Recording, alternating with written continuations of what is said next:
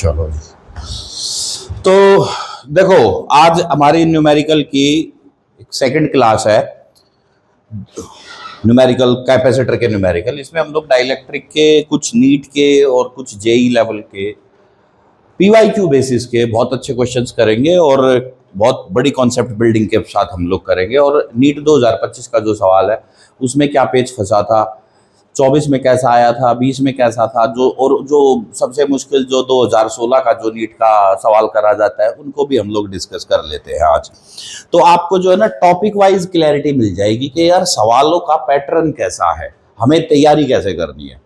अब देखो, मेरा फंडामेंटल तरीका क्या है कि भैया क्या सीखना है बालक, क्या सीखना है?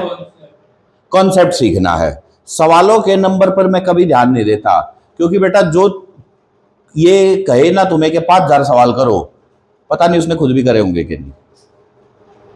सीधी सी बात है, कोई नहीं करता है वो। ये जैसे कि अगर मान लीजिए कोई इंसान है, कोई एंट्रेंस क्लियर कर जाए तो उससे पूछो कि यार तूने तैयारी कैसे करी, बोला मैंने तैयारी बहुत कठिन परिस्थितियों में करी थी, ठीक है ना। और उसकी कठिन परिस्थितियां क्या हो सकती है, वो ये बता देगा कि मैं तो 365 दिन में से 65 दिन ही सोया था, 300 दिन तो मैं सोया ही नहीं, ठीक है।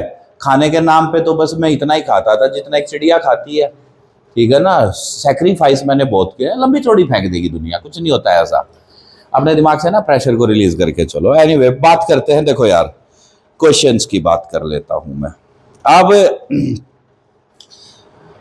देखो, हवा कैसा है और कॉन्सेप्ट कैसा है, ठीक है। तो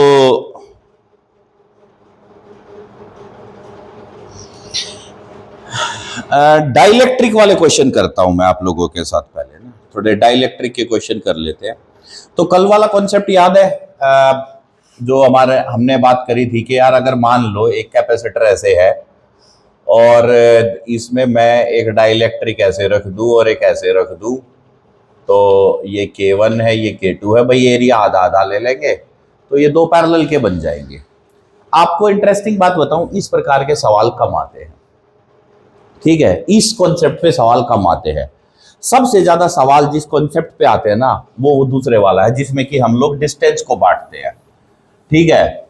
किसको बांटते हैं? डिस्टेंस को बांटते हैं। देखो, अब मैं आपके साथ सवाल कर रहा हूं, एक नीट 2020 का सवाल है भैया, नीट 2020 का क्वेश्चन है। पीवाईक्यू में कहीं भी मिल जाएगा। तो देखो, आप जो हमारे YouTube के जो विद्यार्थी हैं उन सब के लिए मैसेज यही कि आप देखो, ये पीवाईक्यू आपकी हर एक बुक में पीवाईक्यू मिलेगा। तो हमें क्वेश्चन लिखने की हम बात नहीं करते, हम क्वेश्चन आपको एक्सप्लेन करेंगे और उसको हम डिस्कस करेंगे। क्वेश्चन इस प्रकार से है कि अगर मान लीजिए एक कैपेसिटर है यहां पर, क्लियर, ये एक कैपेसिटर है और भाई इसके बीच में ये एक डाइलेक्ट्रिक, यहां तक इसके आधे में ये एक के डाइलेक्ट्रिक, ये अगर पूरा D है तो ये डाइलेक्ट्रिक D/2 में रखा है, ठीक है। ये इसने बोला है कि इसकी जो थिकनेस है वो कितनी है? D/2 है, क्लियर। तो और इसका जो डाइलेक्ट्रिक कांस्टेंट है वो 4 है, so that is equal to 4। Okay, अब ये कहता है कि यार जो रेशियो है, the ratio of new capacitance to its original capacitance will be. आपको रेशियो बतानी है। तो रेशियो के ऑप्शन क्या दे रखे हैं? 4:1 एक ऑप्शन है, 2:1 एक ऑप्शन है, ठीक है। और यार 8:5 एक ऑप्शन है और 6:5 एक ऑप्शन है। बात समझ में आ गई? अब यार एक बात बताओ, ये जो कैपेसिटेंस है, ये जो कैपेसिटर है, ये किसकी फॉर्म में जुड़ा है, ये बताओ मुझे। सीरीज में हो गया ना। अब सीरीज में हो गया तो ये उल्टा जुड़ेगा। अब यार एक बात बताओ, एरिया तो बट नहीं रहा, बटेगा डिस्टेंस। अब डिस्टेंस अगर बटेगा तो देखो, मेरा तो तरीका ये होता है 1/2 प्लस 1/2 और इसकी value 4, so that is equal to 1/2 1/8। और ये 1 में चल रहा है पूरा, ये 1 में चल रहा है, 1 और 8×8 और 2 10/16 बराबर में 1/8 5/8, और अगर मैं इसका रेसिप्रोकल कर दूं तो 8/5, सो दैट इज 8:5 इसका आंसर आना चाहिए। अब ये वाला तरीके से मैंने इसका आंसर निकाल दिया और ये इसका ऑप्शन होगा, लेकिन तुम्हारे को समझ नहीं आएगा, तुम्हारे सर के ऊपर से गया ये, बोला सर आपने क्या कर दिया, ये हमारे तो समझ ही नहीं आया। देखो इसीलिए मैंने ये कॉन्सेप्ट ऐसे करा है कि आपको प्रैक्टिस ऐसी करनी है कि आपका दिमाग इस प्रोसेस पर चले। आपको प्रैक्टिस कैसी करनी है, इस प्रोसेस पर चले। अब कैसे चलेगा वो समझते हैं। देखो बच्चों, दो कैपेसिटर बनेंगे, एक C1 ये बनेगा, एक C2 ये बनेगा, तो 1/C इक्वलेंट बराबर 1/C1 प्लस 1/C2। ये मैंने कल बताया था फंडामेंटल। अब C1 की वैल्यू क्या हो जाएगी यार, 1/ε0 A अपॉन में D/2 यहां प्लस 1/ε0 A D/2 यहां और K इसके मल्टीपल में, यही तो होगा ना।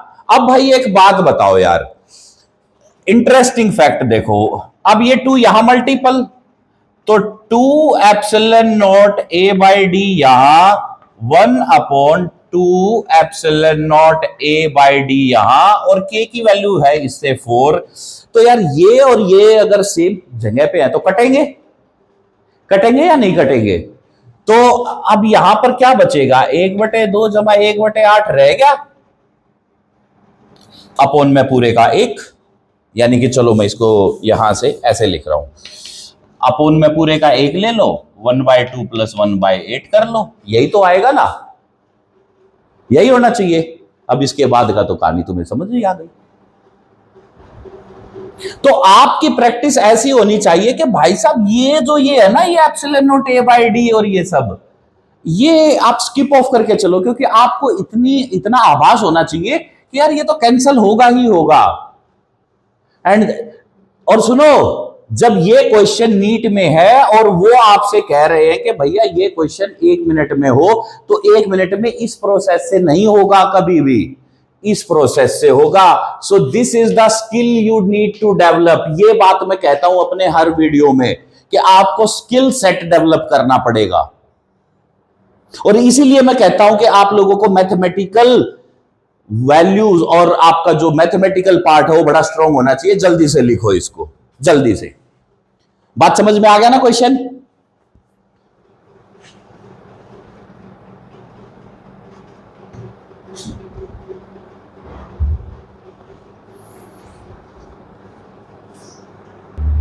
चलिएगा, तो अब देखो यार, एक क्वेश्चन और सॉल्व करता हूं मैं इसी प्रकार का। ये 2016 का क्वेश्चन है। अब तुम कहोगे कि मैंने पिछले क्लास में तुम्हारे सामने कॉन्सेप्ट रखा था और ओरली डिस्कस करा था, अब मैं उस बात का कोरिलेशन लेके आता हूं। क्वेश्चन है नीट 2016 का, ठीक है, जिसको दुनिया कहती है कि मतलब भयंकर क्वेश्चन, भयंकर। सारी दुनिया ये कहती है कि यार ये बहुत मुश्किल पेपर था बच्चों के पॉइंट ऑफ व्यू से। अरे मैं ये कहता हूं कि बच्चों का पॉइंट ऑफ व्यू और टीचर का पॉइंट ऑफ व्यू एक होना चाहिए। योग करने वाला इंसान हूं भैया, मैं योगाधारी इंसान हूं। एकल में ही कामयाबी है। जब स्टूडेंट और टीचर सेम फ्रीक्वेंसी पे मैच हो जाएंगे ना, रिजल्ट ऊपर चला जाएगा, गारंटेड। ठीक है, अब देखो, कल मैंने तुम्हारे को मैंने ये बताया था कि यार अगर इसमें 3 डाइलेक्ट्रिक रख देंगे तो एरिया 1/3 बटेगा, बताया था। और मैंने कहा जितने भी डाइलेक्ट्रिक है सारों को जोड़ देना, यही बोला था मैंने, कुछ नया कुछ अलग तो नहीं बोला था। अब देखो 2016 नीट में सवाल ये था कि एक डाइलेक्ट्रिक ऐसे है, एक ऐसे है और एक ऐसे है। यहां K1 है, ये K2 है और ये K3 है, और फिर इसके यहां पर एक डाइलेक्ट्रिक ऐसे पूरे में डाल दिया और इसका नाम है K4। कमाल की बात यह है कि ये जो हिस्सा है ये D/2 था और ये हिस्सा है ये भी D/2 था, ठीक है। अब ऑप्शंस क्या थे यार, ऑप्शंस को मारो गोली, क्योंकि सारे ऑप्शंस जो है डाइलेक्ट्रिक कांस्टेंट के टर्म्स में थे, ठीक है ना। किसके टर्म्स में थे? डाइलेक्ट्रिक कांस्टेंट के टर्म्स में। चलो तो उसको मैं रख ही देता हूं। ऑप्शंस क्या थे? देखो ऑप्शन थे, एक तो था 2/K is equal to 3/K1 K2 K3 plus 1/K4। एक तो ये ऑप्शन था, एक था 1/K is equal to 1/K1 1/K2 1/K3 plus 3/2K4। इस तरीके के यार और भी ऑप्शंस थे, वो क्वेश्चन तुम्हारे को समझ में आ जाएगा, टाइम वेस्ट हो रहा है, ठीक है ना, तो मैं इसलिए इसको जो है ना शॉर्ट कर रहा हूं। तो ये क्वेश्चन ये है, a parallel plate capacitor of plate area A, plate separation D, capacitance C. क्या है? Plate area A, separation D, capacitance C. Okay, जिसमें कि 4 डाइलेक्ट्रिक हैं, K1 K2 K3 K4, जैसा कि डायग्राम में सुनाया गया। If a single dielectric material is to be used, अगर ये कह रहा है कि इन चारों को हटा करके अगर मैं एक सिंगल डाइलेक्ट्रिक के वैल्यू का रखूं, हैव द सेम कैपेसिटेंस, इस पूरे कैपेसिटर का सेम कैपेसिटेंस मेंटेन रखने के लिए, तो उसके की वैल्यू बताओ इस चारों के साथ कैसे रिलेशन में आएगी। क्वेश्चन समझ गए? ये हमारा पार्ट है भाई, तो कोई बात नहीं। यार एक बात बताओ, अब मैं तुमसे जो है ना एक सवाल पूछ रहा हूं, यानी कि जो C इक्विवेलेंट आएगा उसमें एक K आएगा, पक्की बात। अच्छा, अब देखो, अगर मैं इसको डायरेक्ट मार गया तो तुम्हारे सर के ऊपर से जाएगा पिछले क्वेश्चन की तरह, तो इसलिए मैं पहले पूरा प्रोसेस बताता हूं और फिर मैं बताऊंगा कि ये क्वेश्चन शॉर्ट वे से कैसे होना था। बातों को समझना दोनों को। तो आपको पता है कि यार ये 3 कैसे बन गए, ये 3 कैसे बन गए, ये 3 पैरेलल वाले हैं। अच्छा, ये 3 पैरेलल में, और ये इन तीनों के मतलब 3 कैपेसिटर तो पैरेलल के हैं, उनका इक्विवेलेंट इसके पैरेलल में है, सॉरी सीरीज में। तो इसका मतलब ये 3 तो डायरेक्ट जुड़ जाएंगे, फिर जो डायरेक्ट जुड़ेगा उसका रेसिप्रोकल आएगा, फिर उसका रेसिप्रोकल इसके रेसिप्रोकल के साथ जुड़ेगा, और उसका इक्विवेलेंट इस नए कैपेसिटर की इक्वल वैल्यू के साथ आएगा। यही तो प्रोसेस होना चाहिए ना, दैट इज द लॉजिक। चलो, तो इसका मतलब क्वेश्चन हो जाएगा 1/C इक्विवेलेंट बराबर 1/C1 प्लस 1/C2। ठीक है भाई, चलिएगा। अब C1 क्या बनेगा? अरे इधर देख, C1 क्या बनेगा, देख 1 में मैं C1 को यहीं फोड़ ले रहा हूं, एप्सिलॉन नॉट A अपॉन क्या लेंगे, A/3 लेंगे, A/3 लेंगे। अच्छा, और डिस्टेंस कितना लेंगे, D/2, पक्की बात, D/2। ब्रैकेट में क्या लेंगे, K1 K2, और यही बताया था मैंने, कुछ अलग तो नहीं था ना।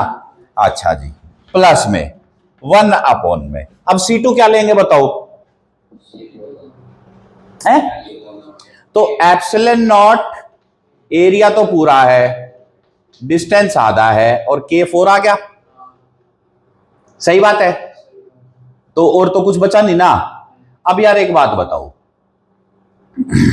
ये किसके बराबर होना चाहिए, ये किसके बराबर होना चाहिए, 1/ε0 A/D इंटू K, यही कंडीशन थी। यार एक बात बताओ, अब इसमें क्या मुश्किल रह गया, ε0 A/D हर एक में उड़ जाएगा। अच्छा, ये जो 2 है ये तो यहीं रह जाएगा, इस वाला 3 ऊपर चला जाएगा, ये तो सिंपल गणित है ना। डिनोमिनेटर का डिनोमिनेटर तो यहां रह जाता है, और जो डिनोमिनेटर की रेशियो होती है वो ऊपर चढ़ जाती है, बस इतना ही तो गणित है ना। रेशनल नंबर में और इरेशनल नंबर की कहानी यही तो पड़ी थी। अच्छा, यहां पर देखो, अब ये डिनोमिनेटर का डिनोमिनेटर है तो ये यहां रह जाएगा, ठीक है। एप्सिलॉन A/D को अगर मैं पूरे को हटा दूं तो यार देखो क्या बचेगा, 1/K is equal to 3/2 K1 K2 K3, अरे यार ये कैमरे में नहीं आएगा इधर वाला हिस्सा, इधर लिख रहा हूं 1/k इज इक्वल टू 1/, ये 3 तो ऊपर ले जाओ क्योंकि 3 तो ऊपर चला जाएगा ना कानून के हिसाब से, और एप्सिलॉन नॉट a/d उड़ गया तो 2 यहां रह गया, तो K1 K2 K3 प्लस और ये क्या रह जाएगा अपॉन में 2K4। अब यार एक बात बताओ, इसके जैसा कौन सा ऑप्शन दिख रहा है? मारूंगा थप्पड़ तेरे है? देखा, अब ये गणित कमजोर है। अब सुन लो, ये पूरे नीचे एक में है और ये अलग अलग एडिशन में है, तो ये एक कैसे हो गया? नीट आपके साथ ऐसे खेल खेलता है, कैपेसिटर में नहीं तुम्हारा। इसलिए मैं आज तक यही सिद्ध करते आया हूं कि अगर तुम्हारा 8वीं 9वीं 10वीं का रेशियो प्रपोर्शन का मैथ, रेशियो कहां रखी जाती है दिमाग में यार, फास्ट कैलकुलेशन 12वीं के बच्चे से उम्मीद करते हैं। अब देखो ये 2 हटाने हैं, ये 2 हटाने हैं, तो अगर मैं 2 को यहां कर दूंगा 2/k, तो 3/K1 K2 K3 plus 1/K4, यही तो ऑप्शन है। अब इसकी शॉर्ट ट्रिक, ठीक है, शॉर्ट ट्रिक में मैं कभी भी एप्सिलॉन नॉट a का हिसाब किताब नहीं लूंगा। एक बार देखना यार, हमारी स्क्रीन में आ रही है ये वाली लाइन, आ रहा है ना पूरा? बस इतने हिस्से में तो मैं सॉल्व कर दूंगा क्वेश्चन को। देखो, मुझे जब भी ऐसा क्वेश्चन दिखा, अब तेरे स्कूल वाले ने तो इससे छोटा क्वेश्चन कराया था, हालांकि उसी में वो कंफ्यूजन में डाल गया था तुझे, अब ये उससे भी मुश्किल डाल दिया और एकदम क्लैरिटी पे डाल दिया। अब तो कोई दिक्कत नहीं है।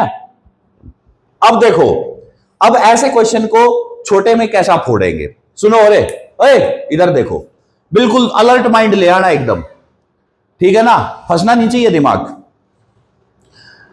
जब हमारे पास डाइलेक्ट्रिक अलग अलग हैं और इस तरीके से डाइलेक्ट्रिक आएंगे, तो बिना कहे इसको सीरीज मान लोगे, और सीरीज मानते ही बात रेसिप्रोकल में आ जाएगी। पक्की बात? अच्छा, दूसरी बात, ये ऐसा देखते ही पैरेलल मान लोगे, तो पैरेलल का हिसाब किताब यहां पर 1/, के नीचे जुड़ जाएगा। इसमें भी एप्सिलॉन नॉट a/d आएगा, इसमें भी एप्सिलॉन नॉट a/d आएगा, और इसमें भी एप्सिलॉन नॉट a/d आएगा। सब में एप्सिलॉन नॉट a/d है, उड़ेगा ही उड़ेगा, उड़ा दो पहले ही। अब वो जो भी जिस भी फैक्टर की टर्म्स में बात कर रहा है, बस वो फैक्टर छोड़ दो, आंसर खत्म। मेरी बात समझ आ गई? क्लैरिटी मिल गई या नहीं मिल गई? आपका क्वेश्चन गलत नहीं होगा भाई साहब, मैं गारंटी दे रहा हूं, ठीक है।